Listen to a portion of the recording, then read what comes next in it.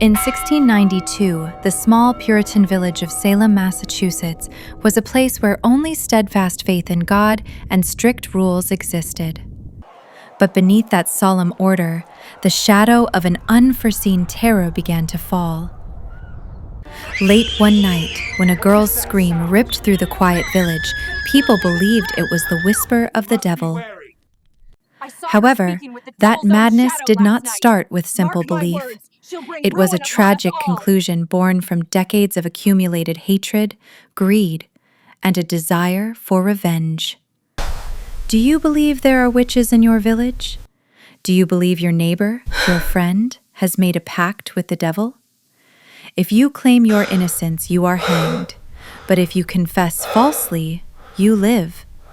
What choice would you make? We must be cautious. Today, we will uncover the hidden story of the Salem witch trials that you didn't know. Witchcraft. The village of Salem in 1691 was an isolated and impoverished place. These people, who had left England to uphold their Puritan faith, relied on each other amidst a harsh natural environment and constant clashes with Native Americans. But their lives were not peaceful. The villagers were tormented by the fear of hunger and disease, and mutual distrust and jealousy were rampant. In particular, the conflict between the two main families of the village, the Putnam and Porter's families, had been gnawing at the community for over 20 years. The Putnams tried to protect the village's traditions and conservative values, while the Porters, as a rising commercial force, pursued new changes by trading with Salem town. The two families had long-standing conflicts over land ownership and economic interests. One example is the story that a dam owned by the Porter family collapsed and flooded the Putnam family's farmland. This conflict was not just a neighborly dispute. It was a war that shook the politics and economy of the small community of Salem. This conflict exploded during the election of a new minister. The conservative Putnams brought in Samuel Parris, who was on their side, as the minister. Parris was an extremely strict fundamentalist who preached fire and brimstone. He settled in Salem Village with his daughter, Betty Parris, and niece, Abigail Williams. Parris's inauguration was a huge provocation to the Porter family. They opposed the tax collection to pay Parris's salary and secretly pushed for his removal.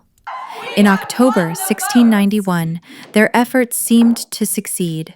The tax bill to pay the minister's salary was voted down, and Parris was on the verge of losing his position. In that terrible winter, an ominous shadow fell over Minister Parris's house. 9-year-old Betty and 11-year-old Abigail suffered from an inexplicable illness. Their bodies were twisted, and they screamed as if they were being ripped apart.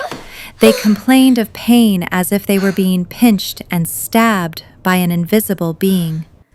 The village doctor diagnosed the symptoms as being possessed by the devil.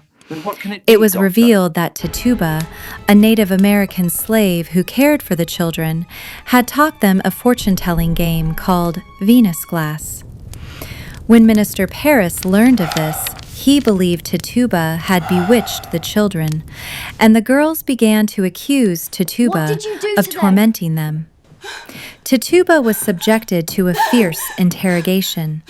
She initially claimed innocence, but soon realized the cruel logic of the judicial system at the time.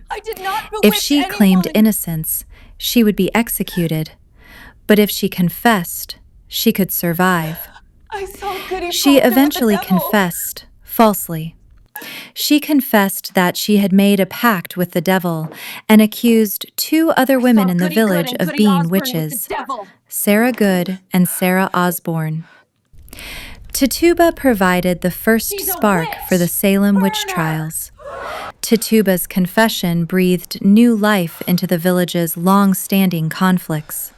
For Minister Parris and the Putnam family, the witch trials were the perfect opportunity to eliminate their political opponents. 8 members of the Putnam family participated as accusers and judges, leading the charge to expose the witches. Thomas Putnam filed 12 accusations, and his daughter, Ann Putnam, accused a staggering 48 people. The most powerful weapon they presented was spectral evidence. The claim that an invisible ghost of the devil tormented the accuser was accepted as irrefutable proof. The Putnam family used this spectral evidence to frame the Porter family and their friends as witches. As supporters of the Porters were accused of being witches, the 20-year conflict spiraled into bloody revenge. The witch trials spread uncontrollably. More than 100 people were imprisoned and 20 were executed. Those who refused to confess had to endure horrible punishments, such as torture or being crushed to death by stones. An 81-year-old farmer named Giles Corey was pressed to death with stones for refusing to participate in the trial. He died without a single word of confession. However, his courage was powerless against the madness that no one could stop. This madness eventually reached the wife of Governor William Phipps. When his own family was accused of being witches, the governor finally realized the flaw in spectral evidence. He immediately suspended the trials and ordered that spectral evidence no longer be accepted. This order became a decisive turning point that ended the witch hunt. After the madness of the witch trials ended, many people felt regret for what they had done. Ann Putnam, the daughter of the Putnam family, admitted her accusations were wrong and apologized. The Salem witch trials were not a simple religious frenzy.